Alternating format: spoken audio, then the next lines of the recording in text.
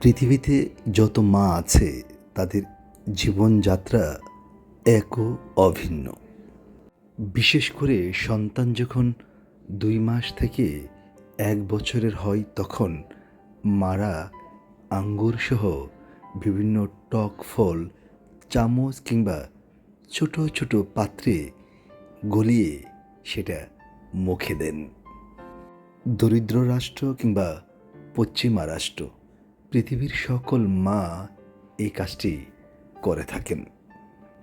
আপনারা যারা শুনছেন নিশ্চয়ই বিশ্বাস করবেন, পৃথিবীর যে কোনো মা তাদের ওই বয়সী সন্তানদের ফলমূল চিবিয়ে যে রসটা বের হয় সেটা মুখে দেন।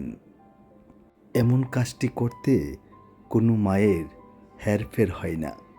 সন্তানদের কাছেও একসময় তার মা বাবা ২ মাস কিংবা ১ বছর বয়সী মানুষ হয়ে ওঠেন।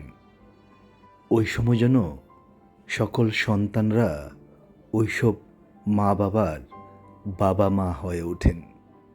মহান সৃষ্টিকর্তা যেন প্রত্যেক সন্তানকে এইরকম তৌফিক দান করেন কিংবা এরকম সুযোগ দান করেন যাতে ওইসব বৃদ্ধ মা বাবার প্রতি ওইসব সন্তানরা বাবা কিংবা মা বনে উঠতে পারেন।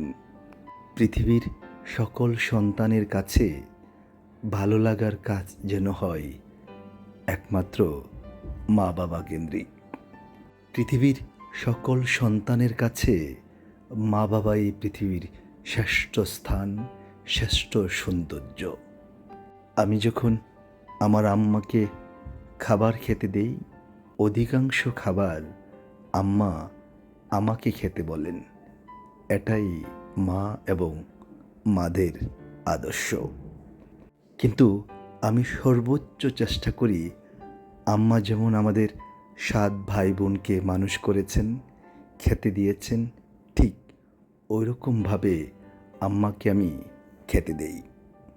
ওই কাজটা পৃথিবীর মধ্যে সবচেয়ে উত্তম কাজ আমার কাছে মনে হয়। নিশ্চয়ই পৃথিবীর যে কোনো সন্তান, যে কোনো প্রান্তে যেসব সন্তান রয়েছে তাদের কাছেও এরকম কাজ নিঃসন্দেহে সবচেয়ে পবিত্র এবং সুন্দর। তবে আমি দেশ বিদেশ ঘুরে এটা উপলব্ধি করেছি, পৃথিবীর সকল সন্তানকে তার মা বাবাকে সেবা করার তৌফিক মহান সৃষ্টিকর্তা সকল সন্তানকে দেন না।